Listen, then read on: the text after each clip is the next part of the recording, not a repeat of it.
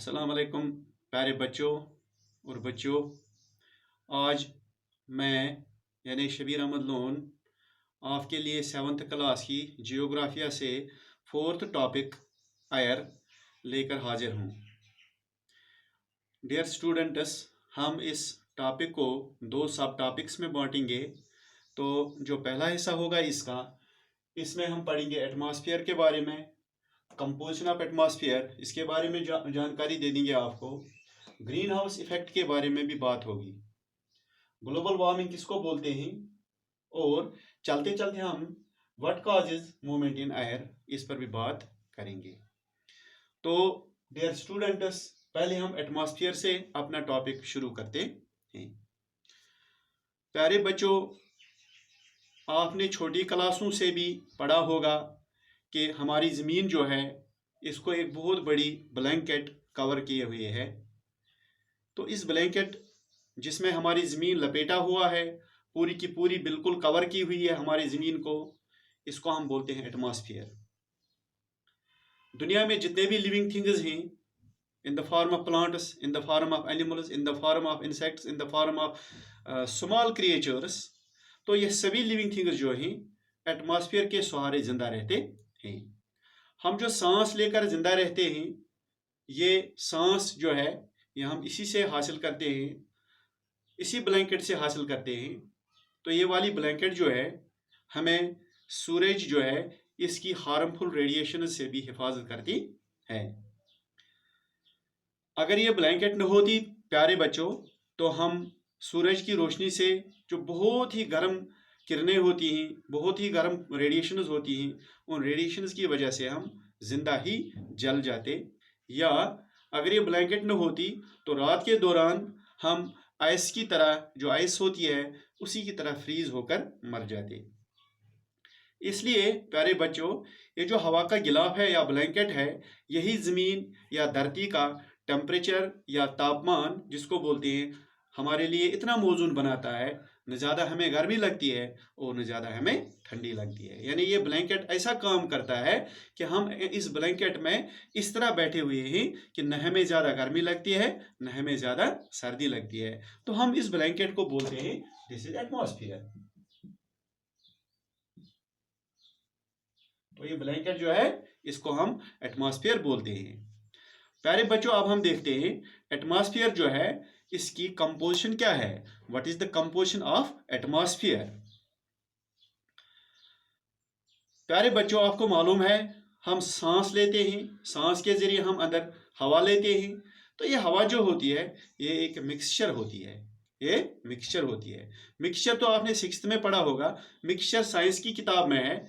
तो आपको याद दिलाने के लिए मैं आपको इसकी डेफिनेशन बताता हूँ। मिक्सचर किसको बोलते हैं। Mixture is a substance made up of 2 or more substances mixed together in any ratio।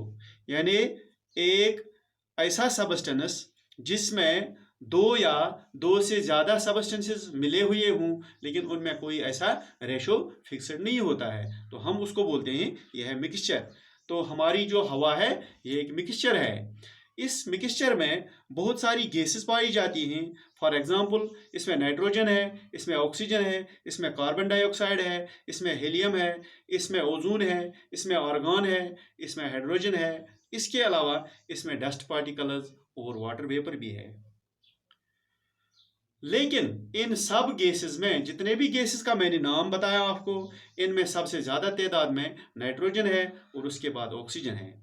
Nitrogen की तादाद जो है आप देख सकते हो 78% इसमें पाया जाता है। यानी हमारे जो एटमॉस्फेयर है नाइट्रोजन इसमें 78% है। इसमें ऑक्सीजन की तादाद जो है वो 21% है।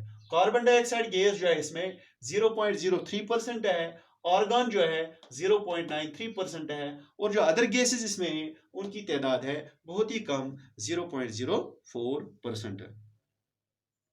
इसके अलावा इसमें डस्ट पार्टिकल्स भी होते हैं, इसमें ऐश के पार्टिकल्स होते हैं, इसमें पोलन ग्रेन्स भी होते हैं, इसमें वाटर वेपर भी होता है, लेकिन उनकी जो तादाद होती है वो बराबर नहीं रहती है, कहीं ज़्यादा होती है, कहीं पर कम होती है। फॉर एग्जांपल वाटर बॉडीज जो होती हैं उनके ऊपर जब हवा गुजरती है तो वहाँ पर वाटर का कंटेंट या मॉइस्चर जो होता है वो सबसे ज़्यादा होता है। इसीलिए वो जो ड्राई डेजर्ट्स होते हैं उनके ऊपर जब हवा गुजरती है वहाँ पर डस्ट पार्टिकल्स की तादाद ज़्यादा होती है, वहाँ पर वाटर वेपर का जो कंटेंट होता है वो कम होता है।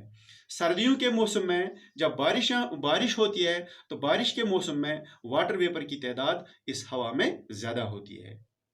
जब वेदर ड्राई होता है तो ड्राई वेदर में ये वाटर वेपर कम होता है। तो इस तरह ये जो कंटेंट्स हैं उनकी तादाद कम होती है और ज़्यादा होती है। तो पाई चार्ट से आपको पता चल गया होगा कि इसमें किस गैस की कितनी तादाद है। देख लीजिए, सबसे ज़्यादा तो नाइट्रोजन है इसमें। हम सांस लेते हैं, सांस के ज़रिए से हमारे लंग्स में बाकी हवा के साथ साथ नाइट्रोजन भी जाती है, लेकिन हम इसको जल्दी एक्सहेल करते हैं, इसको वापस भेज देते हैं। लेकिन प्लांट्स जो हैं, प्लांट्स इस नाइट्रोजन का डायरेक्टली इस्तेमाल कर नहीं पाते हैं, यानी एटमॉस्फेयर से वो इसका डायरेक्टली इस्तेमाल नहीं कर पाते हैं। आपको साइंस में पढ़ा होगा कि जो ज़मीन है, ज़मीन के अंदर कुछ या प्लांट्स के रूट्स के अंदर कुछ बैक्टीरियाज होते हैं या ऐसे ऑर्गेनिजम्स होते हैं जो हवा से नाइट्रोजन को कन्वर्ट करते हैं उस हालत में जिस हालत में प्लांट्स उसका अच्छी तरह से इस्तेमाल कर पाते हैं। यानी प्लांट्स जो हैं वो इसका डायरेक्टली इस्तेमाल नहीं कर पाते हैं। कुछ ऐसे ऑर्गेनिजम्स हैं, कुछ ऐसे बैक्टीरियाज होते हैं या दूसरे ऑर्गेनिजम्स होते हैं जो कुछ प्लांट्स के रूट्स में रहते हैं, रूट नोड्यूल्स में होते हैं, खासकर जो लेग्यूम्स होते हैं उनके रूट्स में होते हैं या सॉइल में होते हैं। वो कन्वर्ट करते हैं इस नाइट्रोजन को ऐसी हालत में जिस हालत में प्लांट्स के लिए ये इस्तेमाल करना आसान होता है। तो बाद में प्लांट्स इसको इस्तेमाल करते हैं, तो प्लांट्स जो हैं उनकी लाइफ के लिए बहुत ही अहम चीज़ बनाते हैं और बाकी जो लिविंग वर्ल्ड है, लिविंग वर्ल्ड के लिए भी बहुत ही अहम फूड्स या बाकी चीज़ें बनाते हैं। दूसरी सबसे बड़ी गैस जो इसमें पाई जाती है एटमॉस्फेयर में वो है ऑक्सीजन। ऑक्सीजन जो है प्लांट्स के लिए भी ज़रूरी है, एनिमल्स के लिए भी ज़रूरी है। यानी ऑक्सीजन जो है ये इसको बोलते हैं, ये गैस जो है लिविंग थिंग्स के लिए बहुत ही ज़रूरी है। ग्रीन प्लांट्स जो हैं वो ऑक्सीजन गैस को फोटोसिंथेसिस के जो प्रोसेस होती है इस प्रोसेस के दौरान प्रोड्यूस करते हैं। ये तो आपको मालूम है, आपने साइंस में पढ़ा होगा कि ग्रीन प्लांट जो है वो एक प्रोसेस करते हैं, उस प्रोसेस को हम बोलते हैं फोटोसिंथेसिस। तो फोटोसिंथेसिस की प्रोसेस में वो प्रोड्यूस करते हैं ऑक्सीजन गैस। तो ऑक्सीजन गैस को बाहर फेंकते हैं, बाहर फेंकने के बाद जो एनिमल्स होते हैं वो इसका इस्तेमाल करते हैं। देख लीजिए, जब ये गैस बाहर निकलती है, वर्ल्ड में आती है, एटमॉस्फेयर में आती है, तो एटमॉस्फेयर में आकर इसकी लेवल जो है ये बराबर रहती है। तो इस तरह जो बैलेंस है ये बैलेंस में रहता है। लेकिन एक बात है, हम दरख्तों को काटते हैं, जंगलात को काटते हैं, जिससे ग्रीन प्लांट्स की जो हैं उनकी तादाद घट जाती है। जब उनकी तादाद कम हो जाती है तो ये जो बैलेंस है ये बिगड़ जाता है, इसमें इम्बैलेंस पैदा हो जाता है। तो हम देखते हैं आजकल बहुत सारी प्रॉब्लम्स हो जाती हैं, पोल्यूशन की प्रॉब्लम्स हो जाती हैं। तो ये इसी वजह से होता है कि हमने इस जो माहौल है इसमें डिस्टर्बेंस हमने खुद पैदा कर दी थी। अब देखते हैं कार्बन डाइऑक्साइड। कार्बन डाइऑक्साइड एक अहम गैस है, इसकी तादाद जो है आपको मालूम है 0.03% है। ग्रीन प्लांट जो है इस गैस को अपनी फूड पैदा करने के लिए इस्तेमाल करते हैं। आपको मालूम है, अभी मैंने आपको बताया कि फोटोसिंथेसिस की प्रोसेस में जो ग्रीन प्लांट्स हैं वो गैस का इस्तेमाल करते हैं कार्बन डाइऑक्साइड का, यानी कार्बन डाइऑक्साइड गैस इस्तेमाल करके वो अपने लिए फूड बनाते हैं। तो उसी दौरान वो ऑक्सीजन भी बनाते हैं, बाहर फेंकते हैं। एनिमल्स देखा गया है, एनिमल्स जितना कार्बन डाइऑक्साइड बाहर फेंकते हैं रेस्पिरेशन के दौरान, उतना ही कार्बन डाइऑक्साइड प्लांट्स इस्तेमाल करते हैं। दूसरी ओर जितना प्लांट्स ऑक्सीजन तैयार करते हैं उतना ही एनिमल्स उस ऑक्सीजन को इस्तेमाल करते हैं अपने रेस्पिरेशन के लिए। तो इस तरह एक बैलेंस रहती है, कार्बन डाइऑक्साइड और ऑक्सीजन में एक बैलेंस रहती है। लेकिन प्यारे बच्चों, आपको मालूम है इंसान जो है डिस्टर्बेंस करता है, इस बैलेंस को बिगाड़ने के लिए वो बहुत ही बुरे बुरे काम करता है, जंगलों को काटता है, फ्यूल्स को जलाता है, ज़्यादा से ज़्यादा, हद से ज़्यादा तजावुज़ करता है, तो इसका जो बैलेंस है वो बिगड़ जाता है। हवा में कार्बन डाइऑक्साइड की क्वांटिटी अब बढ़ गई है, इससे धरती का मौसम जो है और क्लाइमेट जो है ये बुरी तरह से मुतासिर हुआ है। यानी कार्बन डाइऑक्साइड जो है इसकी जो बैलेंस थी ये अब बैलेंस में नहीं है, ये इम्बैलेंस है। यानी हम ऐसी एक्टिविटीज करते हैं जिन एक्टिविटीज की वजह से कार्बन डाइऑक्साइड की जो परसेंटेज है वो धरती पर बढ़ गई है। इससे क्या हुआ है, धरती का मौसम, धरती का क्लाइमेट जो है वो बुरी तरह से मुतासिर हुआ है। अब देखते हैं एक और गैस, सबसे अहम गैस जो है क्वांटिटी के हिसाब से, वो है आर्गन गैस। आर्गन जो है ये एटमॉस्फेयर की तीसरे नंबर की गैस है, तीसरे नंबर की सबसे बड़ी गैस है। इसकी तादाद जो है 0.93% एटमॉस्फेयर में। इस गैस का इस्तेमाल वेल्डिंग इंडस्ट्री में किया जाता है। तो बाकी गैसेस जो हैं इनमें नियॉन है, हीलियम है, मीथेन है, क्रिप्टॉन है, हाइड्रोजन है या वाटर वेपर है, इनकी तादाद 0.04% है। प्यारे बच्चों, अब कार्बन डाइऑक्साइड के बारे में थोड़ी बहुत और जानकारी लेते हैं ग्रीन हाउस इफेक्ट में। देख लीजिए, कार्बन डाइऑक्साइड गैस जो है इसकी एक खासियत होती है कि वो हीट रेडिएशंस को अपने अंदर ट्रैप कर लेता है, यानी अपने अंदर बंद कर लेता है। हमारी ज़मीन इससे गर्म हो जाती है, हमारी धरती का टेम्परेचर जो है वो इससे बढ़ जाता है, तो हम गर्मी महसूस करते हैं। ये अल्लाह ने हमारे लिए गर्मी का एक साधन रखा है ज़मीन पर या इस धरती पर। अगर कार्बन डाइऑक्साइड गैस न होता तो हमारी ज़मीन बहुत ठंडी होती है। इसलिए इस गैस को, कार्बन डाइऑक्साइड गैस को, इस प्रोसेस को हम बोलते हैं ग्रीन हाउस इफेक्ट, और इस गैस को हम बोलते हैं ग्रीन हाउस गैस। देख लीजिए, अगर जमीन पर हमारी गलत कार्यों की वजह से कार्बन डाइऑक्साइड की तादाद या परसेंटेज बढ़ जाती है, बढ़ने से क्या हो जाता है, कार्बन डाइऑक्साइड की क्वांटिटी जमीन पर बढ़ जाती है। हम ऐसी एक्टिविटीज करते हैं, फॉर एग्जांपल हम फ्यूल्स का ज़्यादा इस्तेमाल करते हैं, व्हीकल्स चलाते हैं, इंडस्ट्रीज चलाते हैं, फैक्ट्रीज चलाते हैं, या हमारी जो व्हीकल्स हैं उनमें से जो फ्यूम्स निकलते हैं, तो ये सब चीज़ें क्या करते हैं, स्मोक भी इसमें आता है, तो ये सब चीज़ें क्या करती हैं, इनसे कार्बन डाइऑक्साइड जो है ये हमारे इस एटमॉस्फेयर में ऐड हो जाता है। तो इसके ऐड होने से क्या हो जाता है, गर्मी ज़्यादा बढ़ती है। गर्मी ज़्यादा बढ़ने से, यानी हद से जितनी ज़्यादा गर्मी हमें ज़रूरत है उससे ज़्यादा बढ़ती है, तो एक इफेक्ट पैदा हो जाता है। उस इफेक्ट को हम बोलते हैं ग्लोबल वार्मिंग।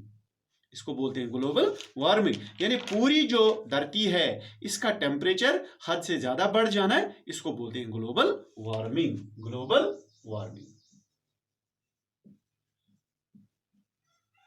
यानी कार्बन डाइऑक्साइड का ज़्यादा इखराज जो है, इस इखराज से धरती का जो टेम्परेचर है वो हद से ज़्यादा हो जाता है, तो इस टेम्परेचर के ज़्यादा होने के प्रोसेस को बोलते हैं हम ग्लोबल वार्मिंग, यानी पूरी धरती का टेम्परेचर हद से ज़्यादा बढ़ जाता है।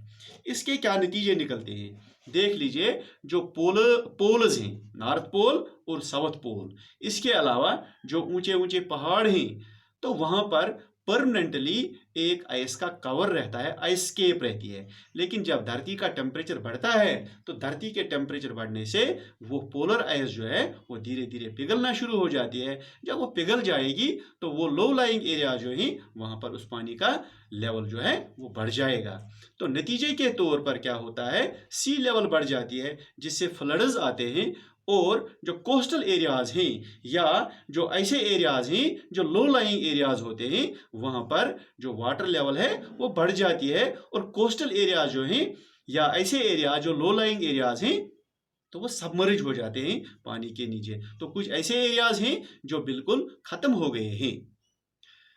ड्रास्टिक चेंजेस हो जाती हैं, क्लाइमेट में भी चेंज आ जाती है। इसी तरह जो क्लाइमेटिक पैटर्न्स हैं उनमें भी चेंज आ गई है। तो ये सब किससे हो गया है? दिस ग्लोबल वार्मिंग से।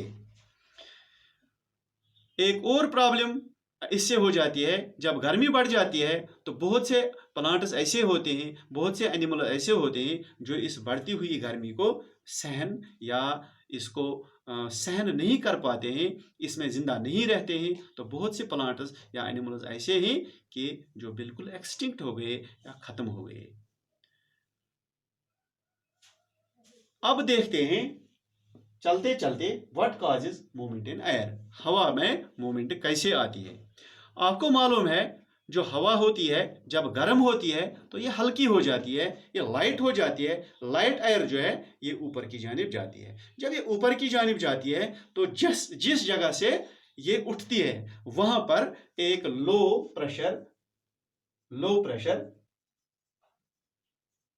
बेल्ट या लो प्रेशर एरिया क्रिएट हो जाता है। जब ये लो प्रेशर एरिया क्रिएट हो जाता है, उस लो प्रेशर एरिया को फिल अप करने के लिए जो एडजेसेंट एरियाज होते हैं, जो आसपास के एरियाज होते हैं, वहां की ठंडी हवाएं, जो ठंडी हवाएं होती हैं वो उस एरिया को कवर करने के लिए या उस प्रेशर को बराबर करने के लिए उस एरिया में आती हैं। इस तरह जो ठंडे एरिया होते हैं, ठंडे एरिया से गर्म एरिया की जानिब हवाएं आती हैं, गर्म एरिया से हवाएं ऊपर की जानिब जाकर फिर ठंडे एरिया की जानिब जाती हैं। तो एक किस्म की मूवमेंट आ जाती है इस हवा में। तो इसी वजह से हवा में मूवमेंट आ जाती है।